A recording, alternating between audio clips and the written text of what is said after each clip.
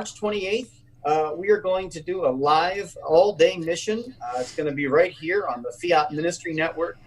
You're going to be able to watch the whole thing, folks, on the Fiat Ministry Network YouTube channel on Saturday, March 28th, 10 a.m. until 5 o'clock p.m. with the speakers that you're going to see.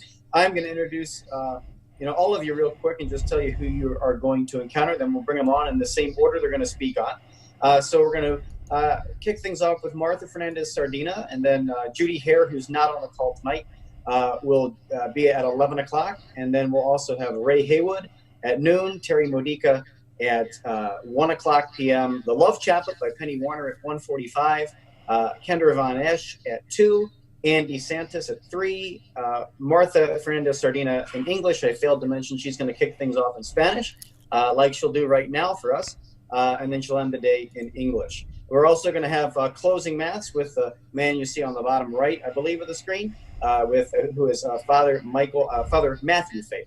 So welcome Father Matthew in there as well. The next speaker in the conference is going to be Kendra Von Esh, and I have the awesome pleasure of being able to work with her on the NSC, the National Catholic Charismatic Renewal Conference, and which I kind of drug her into. I won't have her tell that story right now, but Kendra, welcome, and thank you so much for being here and being one of the speakers. It's going to be awesome to have your passion and fire for the Lord during the conference as well.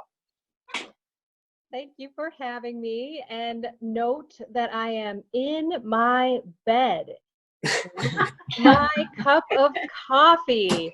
This is how you can watch this conference. You can be chilling out in your jammies, and if you can't make the whole conference, just put it on pause and you can watch it a little later. But I am agreeing wholeheartedly that I wish I was out there making spiritual companions and seeing your faces and speaking live to everyone. But hey, it is what it is. You can be in the safety and comfort of your own home and totally chillin' while you're deepening your relationship with God and the beautiful Catholic faith.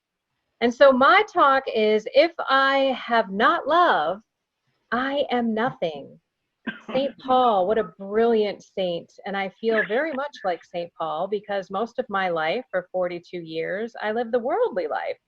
I lived what this world told me would make me happy. Go make a lot of money, seek out power and prestige, and buy stuff. And oh, by the way, life is hard. It's stressful.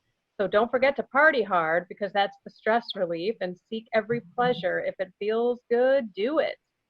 And so when God found me in 2013 on Easter, he flipped my life upside down and my entire reality changed.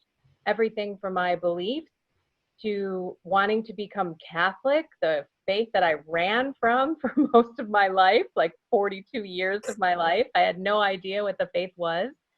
And then God took me to these beautiful places. I've experienced so many spiritual, supernatural things that have happened to me in my life. And one of them has been prayer.